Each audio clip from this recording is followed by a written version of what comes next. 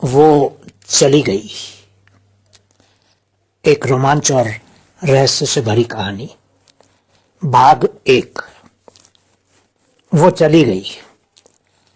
आकाश अपने हाल के अशांत अतीत से दूर भाग रहा था।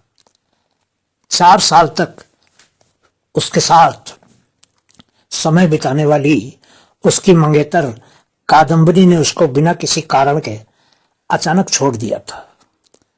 उसका दिल बहुत ही बुरी तरह से टूट चुका था और अब उसके लिए अपने शहर में रहना मुश्किल होता जा रहा था। उस शहर, उस माहौल और उन यादों से वो दूर चले जाना चाहता था। उसकी मंगेतर ने उससे खुद मिलकर उसको व्यक्तिगत रूप से उस फरिश्ते को तोड़ने के बारे बताने की शालीनता भी नहीं दिखाई थी। एक भावहीन ईमेल के माध्यम से उसकी मंगेतर ने बताया था कि वह एक NRI, विदेश में रहने वाले भारतीय से शादी कर रही थी और उसके साथ अमेरिका जा रही थी। आकाश के लिए ये एक बहुत बड़ा सदमा था जिसके लिए वो तैयार नहीं था। वो कैसे सोच सकता था कि अनिच्छा से अपनी शादी को 6 महीने के लिए स्थगित करने के लिए सहमत होने के बाद वो अचानक हमेशा के लिए उसके जीवन से चली जाएगी। उसकी मंगेतर तुरंत शादी करना चाहती थी, पर आकाश 6 महीने के बाद शादी करना चाहता था और बस इसी बात पर दोनों में बहस और फिर झगड़ा तक हो गया था। वे एक दूसरे से प्यार करते थे। वे शादी के लिए राजी हो गए थे, लेकिन आकाश की 6 महीने बाद शादी करने वाली बात ने सब बिगाड़ दिया था और बस इसलिए उसे इतनी छोटी सी गलती की बड़ी कीमत चुकानी पड़ी। वो अपनी उस गलती के बारे में सोच सोच कर बहुत दिनों तक आंसू बहाता रहा था, लेकिन तब तक तो वो सब कुछ बिगड़ चुका था। उसके विश्वासघात ने उसे भावनात्मक रूप से इतना चकनाचूर कर दिया था कि एक पल के लिए उसने अपने जीवन को समाप्त करने का विचार किया था, लेकिन किसी तरह वह वापस आ गया था। आकाश के माता पिता का उदाहरण, जिनकी शादी उथल पुथल की दैनिक खुराक से गुजरी और जिसका वो 1 दशक से अधिक समय तक साक्षी रहा, विडंबना यह थी वे प्रेरणा के स्रोत साबित हुए। आकाश की मां एक महत्वाकांक्षी महिला, राज्य सरकार में शीर्ष रैंकिंग वाली नौकरशाह थी। उसके पिता, जो एक नौकरशाह भी थे, जीवन के प्रति उनके ढुलमुल रवैये के कारण उनके कैरियर में ठहराव आ गया था। उन्होंने वैसे भी अपने प्रमोशन की परवाह नहीं की थी। उनके पास पेंटिंग के लिए एक प्रतिभा थी और उन्होंने अपने कॉलेज के वर्षों के दौरान इसे करियर के रूप में आगे बढ़ाने की योजना बनाई थी। और उसके पिता ने अपने पेंटिंग के मोह के कारण ही न तो पत्नी न ही परिवार को वो समय दिया था जो उन्होंने देना चाहिए था और सब कुछ बिखर गया था। महत्वाकांक्षा या इसका अभाव उसके माता पिता के बीच वैवाहिक कला का मुख्य कारण था। उसकी मां ने अक्सर अपने पति को उनके कैरियर के प्रति पूरी तरह से उपेक्षा करने के लिए उकसाया और उसके पिता ने उनके पेशेवर जीवन में पत्नी के हस्तक्षेप का विरोध किया। और जब भी उनका झगड़ा उबलने की स्थिति तक पहुंचता था, उसके पिता अपना बैग पैक करते थे और कैनवस, पेंट और ब्रश के साथ एक हिल स्टेशन की ओर चल पड़ते थे। छुट्टियों के दौरान वो जो भी चित्र बनाते थे, वो बाद में उन चित्रों को एक संस्था को दान में दे दिया करते थे।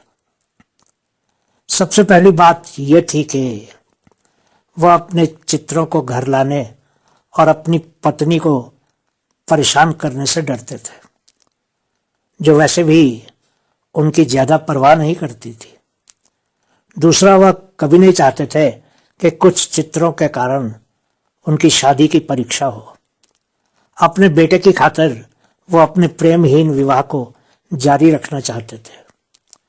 उनकी तरह उनकी पत्नी भी अलग रहने पर सामाजिक बहिष्कार से डरती थी। आकाश बचपन से ही अपनी मम्मी और डैडी के झगड़ों को देखता आया था और बड़ा होने के बाद उसको सब कुछ समझ भी आने लगा था और उसको ये भी मालूम चल गया था कि उसके मम्मी डैडी ने सिर्फ उसकी खातिर ही कभी तलाक नहीं लिया था और एक साथ एक ही घर में रहते रहे थे। और शायद इन्हीं बातों के कारण आकाश भी बड़ा होने के बाद बहुत ही भावुक इंसान बन गया था। इसीलिए अपनी मंगेतर के चले जाने के बाद उसका घर में या शहर में रहना दूभर सा होने लगा था। समाज के लोग समझते थे कि आकाश के मम्मी और डैडी बहुत ही अच्छे पति पत्नी थे, पर सच तो सिर्फ आकाश ही जानता था, लेकिन वो अपने आप में ही गुमसुम रहता था। बचपन के कई वर्षों तक आकाश अपने माता पिता को ही अपना आदर्श मानता रहा था, लेकिन जब उसके सामने सच खुलने लगा तो वो बुरी तरह से टूटने लगा था और उसके लिए घर में रहना ही मुश्किल होने लगा था। पर उस लड़की के साथ मिलने और फिर उससे सगाई होने के बाद वो कुछ संभल गया था और खुश रहने लगा था। अपनी डिग्री की पढ़ाई पूरी करने के बाद जब वो नौकरी की तलाश में कुछ महीने घर में ही रहा था, तब उसके मम्मी डैडी के सच का उसको पूरी तरह से पता चला था। इससे आगे की कहानी तुरंत अगले वीडियो में। भाग 2, घर की बातें। आकाश ने अपने स्वभाव को अपने पिता के समान पाया था और इस तरह वह अपनी मां की तुलना में दिल से उनके अधिक करीब महसूस करता था। अपने पिता में उसको एक ऐसा दोस्त मिला था जो बिना किसी माता पिता के पूर्वाग्रह के उन्हें समझता था। उसके पिता ने आकाश को कभी कोई उपदेश नहीं दिया था, लेकिन सहानुभूतिपूर्वक उसकी बात सुनी और उसे एक मित्र की तरह सलाह दी थी। अब तक उसने उनसे कभी कुछ नहीं छुपाया था। इसलिए जब कादम्बिनी ने आकाश को एक अनिवासी भारतीय के लिए छोड़ दिया तो उसने इसे अपने पिता को बताया और उनके कंधों पर सिर रखकर रो पड़ा था। एक बार जब वह शांत हो गया तो उसके पिता ने उसे सलाह दी कि वह घर से भाग जाए और चेरापूंजी की बारिश में अपने दुखों को डुबा दे। उसके पिता चाहते थे कि वो कुछ दिन घर से दूर रहे ताकि नए वातावरण में जाकर अपने मन को हल्का कर सके। उसके पिता का विचार था कि मेघालय में लगातार बारिश आकाश के दुख को धो देगी और उसकी चोट को कम कर देगी। साथ ही वहां का स्वास्थ्यकर वातावरण उसकी तड़पती आत्मा पर मरहम का काम करेगा। आकाश ने अपने पिता की सलाह पर ध्यान दिया और अगली सुबह वो गुवाहाटी के लिए पहली उड़ान में सवार हो गया था। घंटों बाद वो शिलोंग के लिए एक टैक्सी में जा रहा था। गुवाहाटी से निकलकर मेघालय में प्रवेश करते ही वर्षा ने उसका स्वागत किया। उसको सुखद आश्चर्य हुआ और उसने अपने पिता के शब्दों को याद किया कि मेघालय बादलों का घर है और चेरापूंजी पृथ्वी पर सबसे नम स्थान है। अपने छात्र दिनों में उसके पिता ने बहुत यात्रा की थी और भारत में कई अद्भुत स्थान देखे थे। जब तक वह शिलांग पहुंचा अंधेरा हो चुका था। 3 घंटे की सड़क यात्रा के दौरान लगातार बारिश हुई थी। घने कोहरे और काले बादलों ने पहाड़ों और घास के मैदानों को ढक लिया था। हालांकि जब भी सूरज घाटियों से चमकता था उसे कुछ सुंदर दृश्य देखने को मिलते थे। उसे कोई जल्दी नहीं थी क्योंकि उसके पास जगह का दृश्यावलोकन करने के लिए बहुत समय था। उसने एक रात वहां एक छोटे से होटल में बिताई और वहां के स्थानीय व्यंजनों का आनंद लिया। उसके पिताजी ने ठीक ही कहा था कि उस जगह में पहुंचकर उसका मन हल्का हो जाएगा और ऐसा ही हुआ भी। सब कुछ एकदम नया नया था आकाश के लिए। नए नए चेहरे, चहकते हुए सैलानी, खूबसूरत पहाड़ और आकाश में बादलों के झुंड। बाहरी लोगों से बहुत ही मीठा बोलने वाले लोग और एकदम शांत और साफ वातावरण। दिन का समय तो किसी तरह निकल ही जाने वाला था, लेकिन रात के बारे में सोच सोच कर ही आकाश घबरा रहा था, क्योंकि वह जानता था कि रात को उसको उसकी मंगेतर की यादें फिर से आने वाली थी और निश्चय ही उसकी नींद में खलल डालने वाली थी। इससे आगे की कहानी तुरंत अगले वीडियो में। भाग 3। मनोहर वादियों में। शिलोंग में रात रुकने के बाद उसने एक टैक्सी किराए पर ली और अगली सुबह चेरापूंजी की तरफ चल दिया। आधे घंटे बाद जैसे ही टैक्सी ने मावकजोक घाटी में प्रवेश किया, इस मनोरम दृश्य ने उसके हौसले पस्त कर दिए। बूंदाबांदी शुरू हो गई थी। बारिश वाले बादल पहाड़ियों की चोटियों से उतर रहे थे और संकरी घाटी में घूम रहे थे। चेरापूंजी का प्रवेश द्वार। कारों, बसों और टैक्सियों से यात्रा करने वाले पर्यटकों की एक छोटी भीड़ वहां रुकी थी। लगभग सभी अद्भुत घाटी, नवजात झरनों और हरी भरी पहाड़ियों की तस्वीरें लेने में व्यस्त थे। पहली बार आने वाले आगंतुक अपनी भावनाओं को व्यक्त करने में सबसे मुखर थे। बच्चे खुशी से झूम उठे और खुशी से नाच रहे थे। आकाश की नजर बुजुर्ग लोगों पर पड़ी, जो कुछ देर बाद गर्मा गर्म चाय के लिए अस्थायी दुकानों पर चले गए, जबकि बच्चे बूंदाबांदी और धुंध का लुत्फ उठाते रहे। कुछ बच्चों ने बारिश की बूंदों को हथेलियों में इकट्ठा किया और पानी को अपने चेहरे पर मल लिया।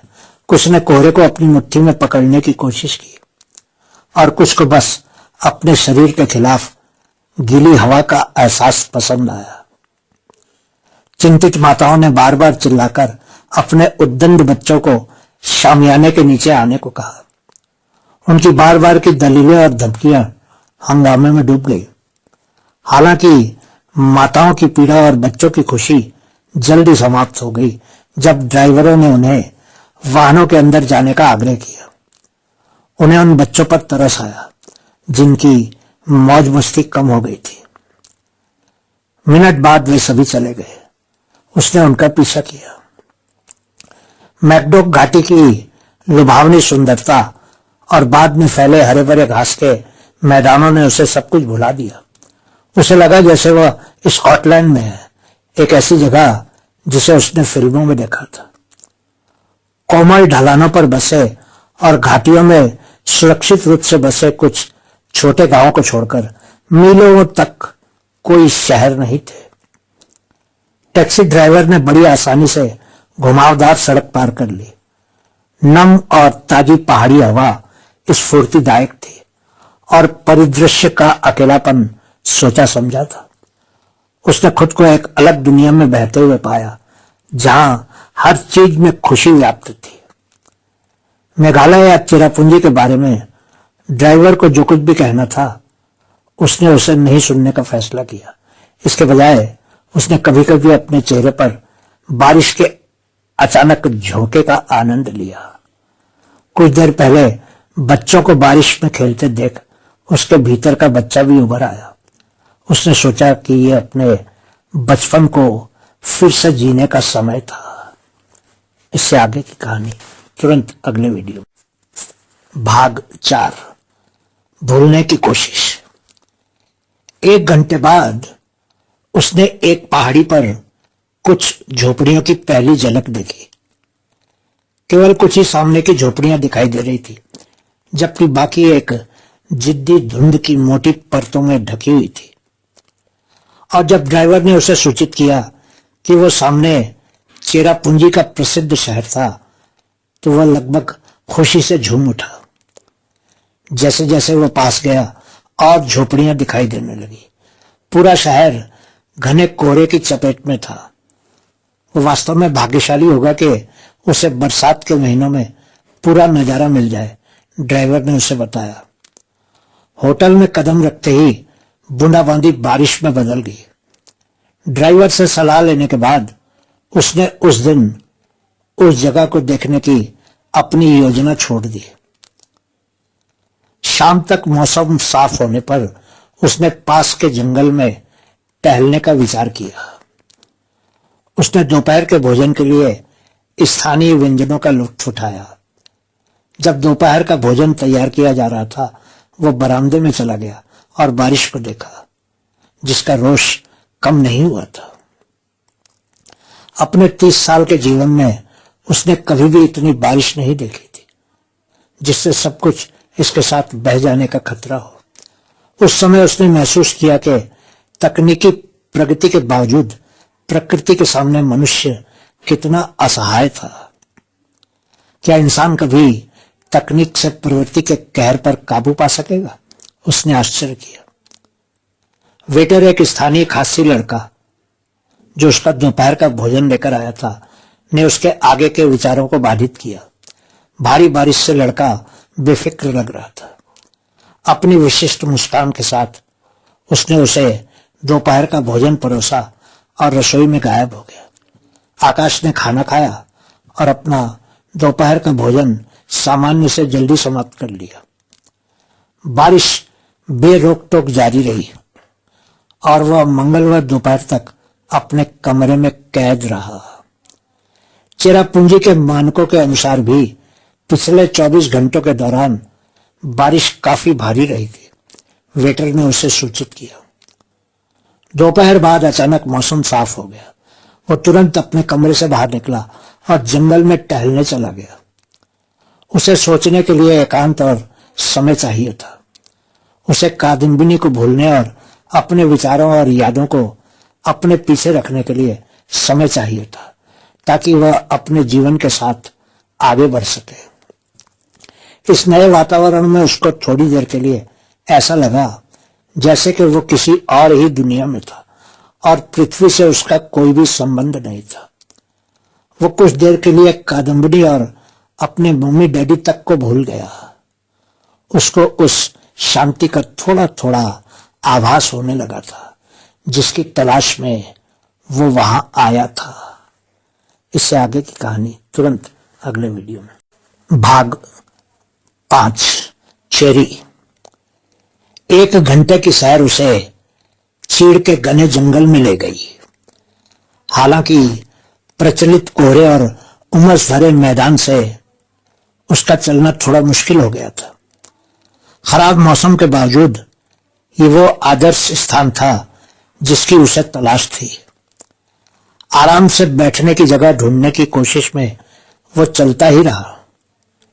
वह बमुश्किल कुछ किलोमीटर ही आगे बढ़ा था कि उसने देखा कि कोहरे की घनी चादर में से कोई निकल रहा था।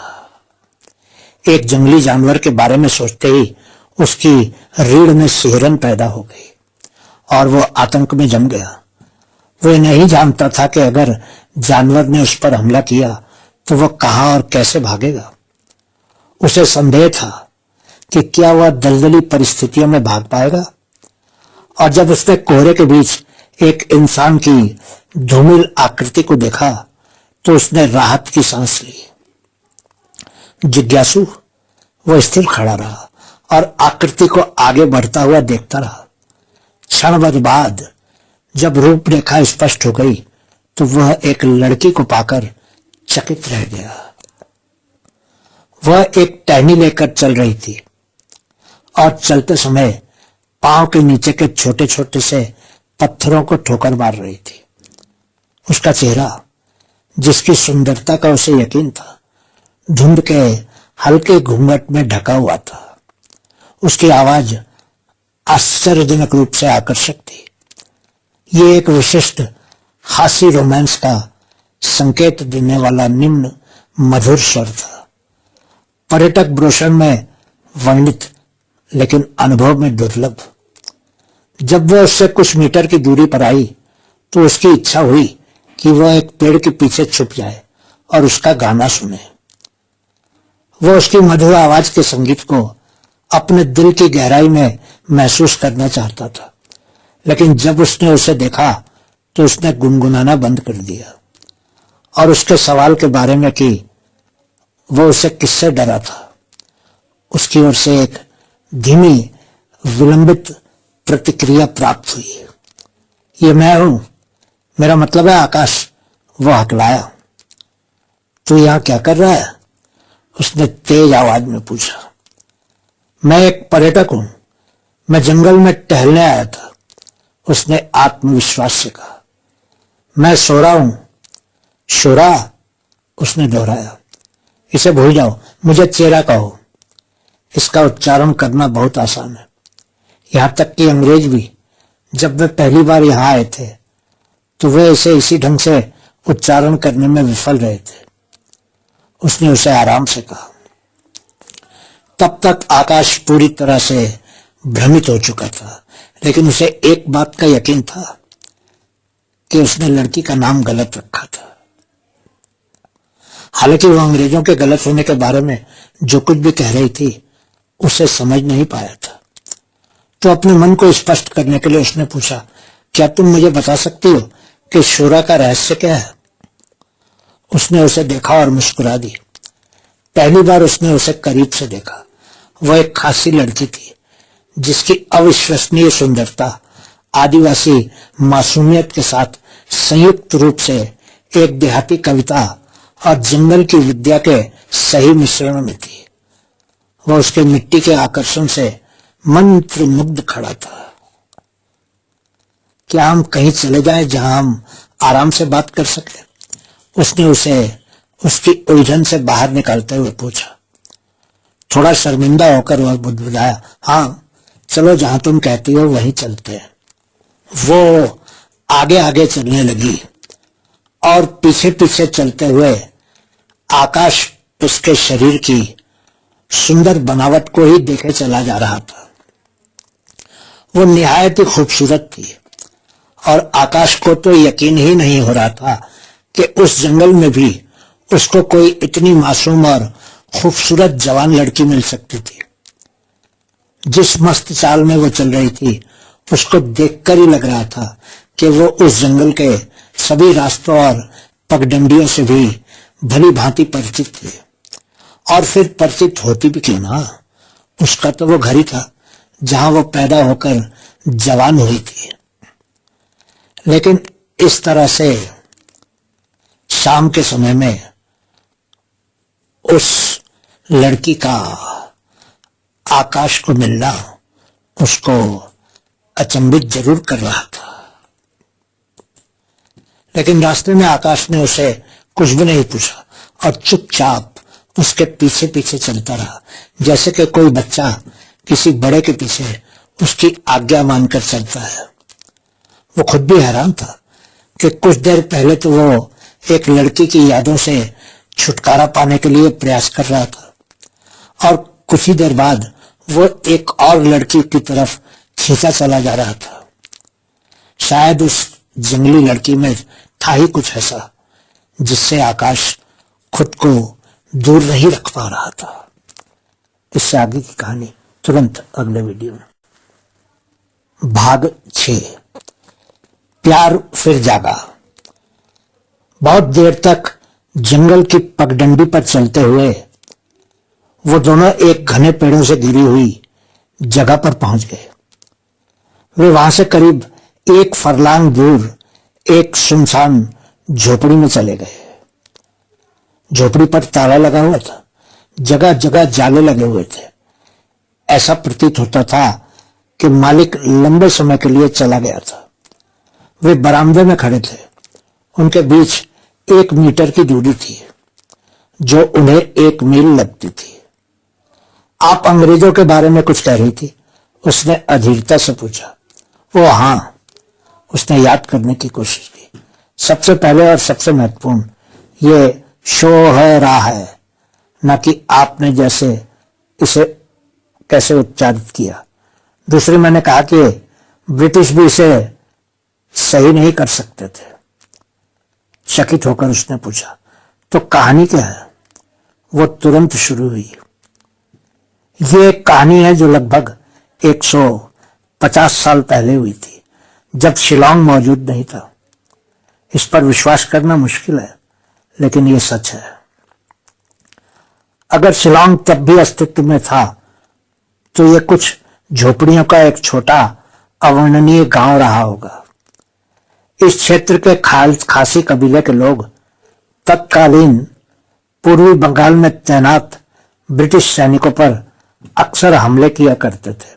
हमलों से तंग आकर ब्रिटिश सैनिकों ने इन सब का अंत करने का फैसला किया और दक्षिण की ओर से मेघालय की पहाड़ियों में मार्च किया। सैनिक पहले सोहरा गांव पहुंचे। चूंकि उन्हें इसका उच्चारण करना कठिन लगा, उन्होंने इसका नाम चेरा रखा और सोहरा गांव को तब से चेरा पूंजी के नाम से जाना जाने लगा। पूंजी खासी के एक गांव के लिए एक शब्द है। बाद में जब अंग्रेजों को लगा कि ये काफी बारिश वाला स्थान है, तो उन्होंने अपनी सेना को चेरा पूंजी से वर्तमान शिलांग में स्थानांतरित कर दिया। समय के साथ चेरा पूंजी का महत्व कम होता गया और शिलांग एक नींद वाले गांव से बढ़कर पूरे पूर्वोत्तर क्षेत्र की हलचल भरी राजधानी बन गया। स्वतंत्रता के बाद भी ये लंबे समय तक बना रहा, जब तक कि असम की राजधानी को दिसपुर में स्थानांतरित नहीं कर दिया गया। हालांकि इतिहास में चेरापूंजी के नाम का आश्वासन तब दिया गया था जब दुनिया ने इसे ग्रह पर सबसे अधिक वर्षा वाला स्थान पाया था, जहां सालाना सबसे अधिक वर्षा होती थी।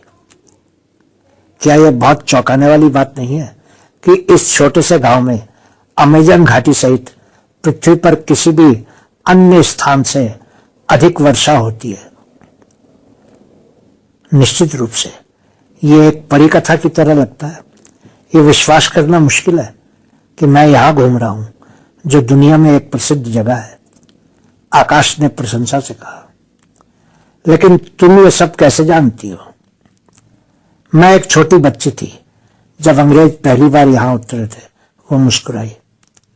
तो अब आप कितने साल की हैं? उसने गंभीरता से पूछा। मैं गणित में अच्छी नहीं हूं, आप गणना कर सकते हैं, उसने चालाकी से टिप्पणी की। क्या आप चाहती हैं कि मैं इस पर विश्वास करूं? मुस्कुराने की बारी उसकी थी, जब उसे लगा कि वो उसकी टांग खींच रही थी। आप इतने लंबे समय तक जीने के लिए इंसान नहीं हो सकते, केवल भूतों का जीवन इतना लंबा होता है। कौन जानता है, मैं एक भूत भी हो सकती हूं, उसने गंभीरता से कहा। ओह, तुम मुझे डराने की कोशिश कर रही हो, वो हंसा। नहीं, आपको खुद पर विश्वास होना चाहिए। मैं करता हूं। फिर एक पल के लिए वे चुप हो गए। दूर से देखते हुए जिस दिशा में वह खड़ी थी, उससे दूर वह सोच समझकर बोला, आपका आगमन मेरे जीवन में बदलाव का अग्रदूत है, मुझे लगता है। जब उससे पूछा गया कि उसका क्या मतलब है, तो उसने उसे अपने बारे में, अपने माता पिता के बारे में, अपनी नौकरी के बारे में, कादम्बिनी के साथ अपने रिश्ते के बारे में और एक अमीर एनआरआई के लिए एक हफ्ते पहले उसे कैसे छोड़ दिया गया था, सब कुछ बता दिया। इससे आगे की कहानी तुरंत अगले वीडियो में। भाग 7, मौत के पास। उसने बीच में हस्तक्षेप किए बिना सहानुभूतिपूर्वक उसकी बात सुनी और जब वह समाप्त हो गया तो उसने टिप्पणी की, मैं एक दार्शनिक नहीं हूं, लेकिन मैं एक बात में विश्वास करती हूं। जीवन उतार चढ़ाव और उथल पुथल के बावजूद चलना चाहिए। हम इससे बहुत कुछ सीख सकते हैं। प्रकृति, उदाहरण के लिए चेरापूंजी की पहाड़ियों को देखो। क्या आपको उनके व्यवहार में कोई बदलाव दिखाई देता है? वे वही हैं जो वे पैदा होने के समय रहे होंगे और वे आने वाले लंबे समय तक वैसे ही रहेंगे। हाल तक चेरापूंजी की पहाड़ियों में सबसे अधिक वर्षा हुई, लेकिन अचानक माओ सिनराम ने अपनी अनूठी स्थिति को हड़प लिया, जो संयोगवश इसे अब पृथ्वी पर सबसे अधिक गीला स्थान बना देता है। क्या आपको लगता है कि यह गांव या इसके आसपास की पहाड़ियां अपनी स्थिति के खोने का शोक मना रही हैं? निश्चित रूप से नहीं। यह स्थान अब भी उतना ही जीवंत है जितना पहले था। जीवन इसी के बारे में है। प्रकृति हमें बहुत कुछ सिखाती है। एक जटिल मानव दर्शन की उसकी सरल व्याख्या से वह चकित था। यदि उसकी असाधारण सुंदरता ने उसके दिल को प्रभावित किया तो उसकी बुद्धि ने उसकी आत्मा को प्रभावित किया। वो चकित था कि उसने उसके जीवन में खालीपन भर दिया था। क्या वह उसके प्रस्ताव से सहमत होगी? उसने शक किया, लेकिन कोशिश करने में कोई बुराई नहीं थी। अन्यथा उसे कैसे पता चलेगा कि उसके मन में क्या है। एक पल के लिए आकाश भूल गया कि सिर्फ एक हफ्ता पहले ही उसका दिल टूटा था और वो शोक से निकलने के लिए यहाँ आया था। वो खुद भी हैरान था कि उस जंगल में उस अनजान लड़की को देखते ही उसको फिर से प्यार कैसे हो गया था। हालांकि उस लड़की से मिले हुए उसको 20 मिनट ही हुए थे। न जाने क्यों आकाश को लगने लगा था कि अगर दुनिया में कोई लड़की थी जो उसकी जीवन साथी बन सकती थी तो वो वही सोहरा नाम की वो खासी लड़की थी जिसके पीछे पीछे चलकर वो उस झोपड़ी तक आ गया था। उसको लगने लगा था कि उस लड़की के सिवा अब उसको और कुछ भी नहीं चाहिए था। वो शायद किसी अनजान जादू के प्रभाव में आ गया था और मंत्रमुग्ध उस लड़की के आदेशों का पालन करने लगा था। कुछ सोचकर उसने मन बना लिया कि वो उस लड़की से अपने मन की बात कह ही देगा।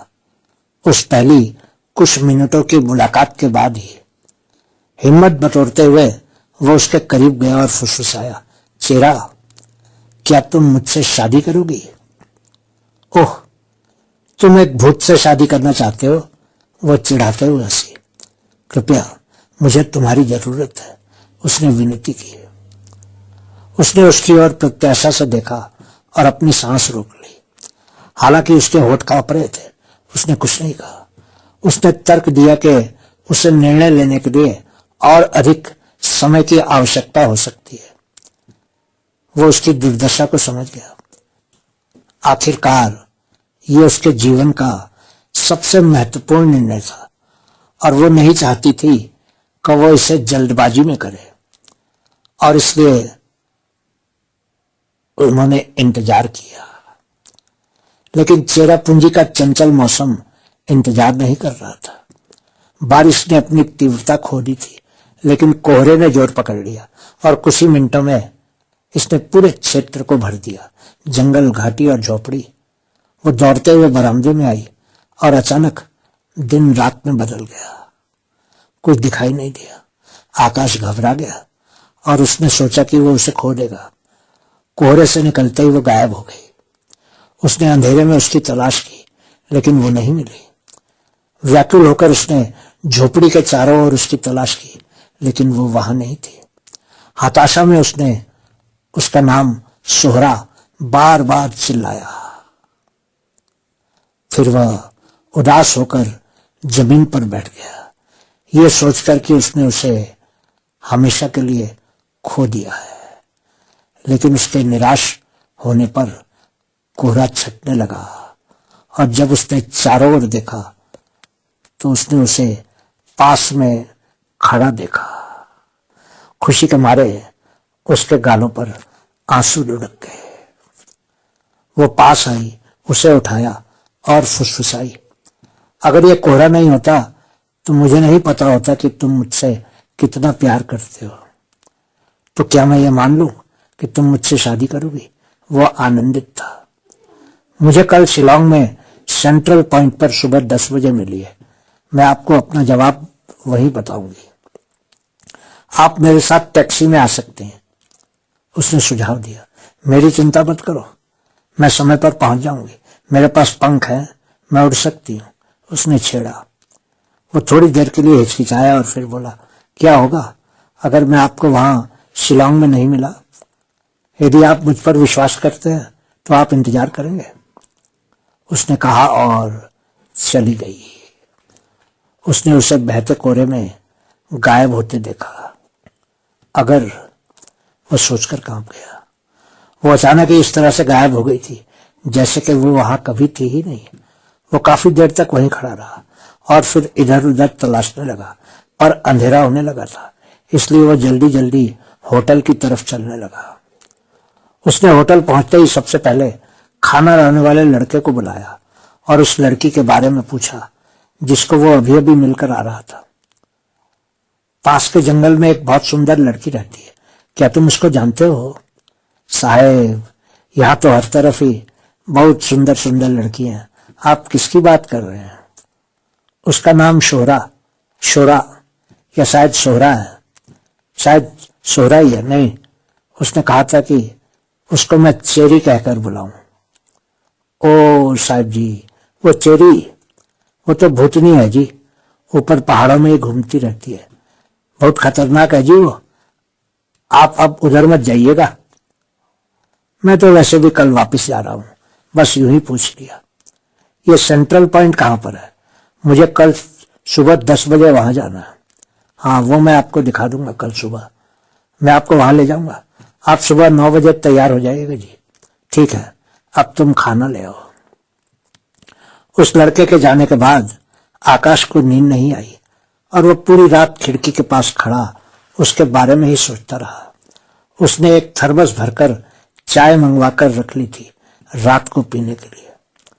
रात को उसको एक दो बार ऐसा भी लगा जैसे उसको वो बाहर नीचे बगीचे में खड़ी हुई दिखी थी, पर वो शायद उसका भ्रम ही था। अगली सुबह वो अपना सामान पैक करके तैयार हो गया। उसने होटल का बिल चुकाया और खाना लाने वाले लड़के को भी 100 रुपए इनाम में दिए और फिर उसके साथ सेंट्रल पॉइंट की तरफ चल दिया। उसकी फ्लाइट शाम 5 बजे की थी और अगर वह दिन को 1-2 बजे भी वहां से निकला तो आराम से एयरपोर्ट तक पहुंच सकता था। सेंट्रल पॉइंट एक बहुत ही खूबसूरत जगह थी और पहाड़ के ऊपर एक छोटा सा बगीचा भी था।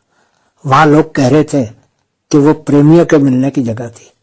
आकाश एक जगह पर एक कॉफी लेकर बैठ गया और उस लड़की का बेसब्री से इंतजार करने लगा। करीब 10 बजे वो आती हुई दिखी, एक बहुत ही सुंदर स्थानीय पोशाक में। वो किसी आकाश से उतरी हुई अप्सरा ही लग रही थी और उसका गुलाबी चेहरा किसी फूल की तरह खिला हुआ था। आकाश ने मुस्कुराकर उसका स्वागत किया और उसको सामने बैठने के लिए कुर्सी पीछे खींच दी। वो बैठ गई और उसकी तरफ देखकर मुस्कुराने लगी। आकाश तो जैसे मंत्रमुग्ध ही हो गया था और उसके मुंह में शब्द ही नहीं रहे थे। क्या देख रहे हो? तुम्हारी सुंदरता। तुम मेरा जवाब सुनने को आतुर हो ना? हाँ जरूर। उसके लिए तुमको मेरे साथ मेरी दुनिया में जाना होगा। वही जहां तुम मुझे कल मिली थी? नहीं, मेरी दुनिया बहुत दूर है। तुम्हारे साथ मैं कहीं भी चलने को तैयार हूं। मेरी कहानी नहीं सुनोगे? कब से बेताब हूं, तो बस अपने दिल को थाम लो। मैं करीब 150 साल पहले मर गई थी। तब अंग्रेज यहां नए नए ही आए थे। मैं 16 बरस की थी कि एक दिन मुझे 2 अंग्रेजों ने घेर लिया और उसी जंगल में जहां तुम गए थे, और फिर उन्होंने मेरी इज्जत लूट ली। फिर मेरा अंत आ गया और मैंने पहाड़ी से कूदकर आत्महत्या कर ली थी। मैं अब 150 साल से इन पहाड़ियों पर भटक रही हूं। चाहो तो मेरे साथ चलो। अपनी कहानी को कुछ ही पंक्तियों में खत्म करके वो आकाश की तरफ देखकर मुस्कुराने लगी। आकाश ने बड़ी सी मुस्कान देकर कहा, तुमको तो भूत प्रेतों की कहानियां लिखनी चाहिए। तुम बहुत अच्छी कहानीकार बन सकती हो। मैंने जो कहा है वो सब सच है, जरा भी झूठ नहीं है। चलो, मैं तुम्हारी दुनिया में चलने को तैयार हूं। वो उठकर खड़ी हो गई और पहाड़ी के किनारे की तरफ चलने लगी। आकाश मंत्रमुग्ध सा उसके पीछे पीछे हो लिया। उसको जरा भी ध्यान नहीं था कि वो पहाड़ी के किनारे तक पहुंच चुके थे और आगे बहुत ही गहरी खाई थी। तभी अचानक वो लड़की जैसे हवा में उड़ती दिखी और आकाश ने भी नीचे न देखकर अपना कदम बढ़ा दिया कि तभी किसी ने उसको पीछे खींच लिया और वो जमीन पर गिर पड़ा। क्या साहब, नीचे कूदना चाहते थे क्या? पास में एक स्थानीय बूढ़ा खड़ा था। वो लड़की कहाँ गई? वो मेरे आगे आगे चल रही थी। नहीं नहीं साहब, कोई लड़की नहीं थी। आप तो अकेले ही उस खाई की तरफ जा रहे थे। वो थी मेरे साथ, उसका नाम चेरी है। हे भगवान, आप बच गए जी, नहीं तो वो भूतनी आपको भी इस दुनिया से ले जाती। हर साल ही इस पहाड़ी से कोई ना कोई नौजवान खाई से नीचे कूदकर जान देता है जी। सालों से यहाँ एक लड़की की आत्मा घूमती रहती है और कहते हैं कि साल में एक लड़के की जान न लेने तक वो संतुष्ट नहीं होती है। वो बूढ़ा बताता चला गया और आकाश किसी पागल की तरह सुनता चला गया।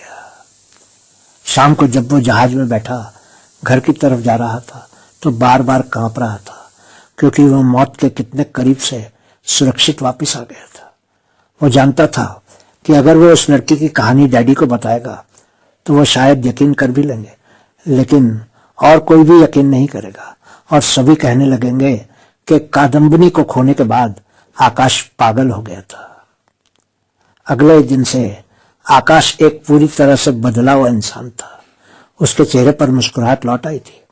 उसने एक हफ्ते में ही आगे की पढ़ाई शुरू कर दी और घर में भी खुश रहने लगा था। फिर एक रात जब उसने अपने मम्मी डैडी को सामने बैठाकर उस भूतनी लड़की की कहानी सुनाई तो उसके मम्मी डैडी दोनों सन्न रह गए।